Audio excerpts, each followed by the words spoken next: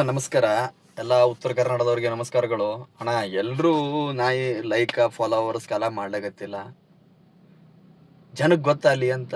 ಉತ್ತರ ಕರ್ನಾಟಕ ನೋಡ್ರಿ ಸದ್ದ ಏನ್ ಆಗ್ಲಾಗತ್ತದ ಅಂತಂದ್ರ ಎಲ್ಲಾ ಡೆವಲಪ್ಮೆಂಟ್ ತಂದು ಬೆಂಗಳೂರು, ಮಂಗಳೂರು ಇವಕ್ ಮಾತು ಹಾಕ್ಲಕತ್ತಾರ. ನಾವು ಬೆಂಗಳೂರು ಕೆಲ್ಸಕ್ಕೆ ಎದಕ್ಕೆ ಉಪಯೋಗ ಬರ್ಲಿಕತ್ತೀವಪ್ಪ ಅಂತಂದ್ರೆ ಇವು ತೆಗ್ಗ ಹಾಡ್ಲಕ್ಕ, ಮನಿ ಕಟ್ಲಕ್ಕ, ಅವ್ರ ಮನಿ ಮುಸುರಿ ತೊಳಿಲಿಕ್ಕ, ಅವ್ರ ಮನಿ ಗಾರ್ಡನ್ ತೊಳಿಲಿಕ್ಕೆ ಅಟ್ಟೇ ನಾವು ಬೇಕವ್ರಿಗೆ ಕೆಲ್ಸಕ್ಕೆ. ಉಳಿದು ಎದಕ್ಕೂ ಬೇಡ. ಈ ಥರ ಅವ್ರು ನಮಗೆ ಯೂಸ್ ಮಾಡ್ಕೊಳಕತ್ತಾರ.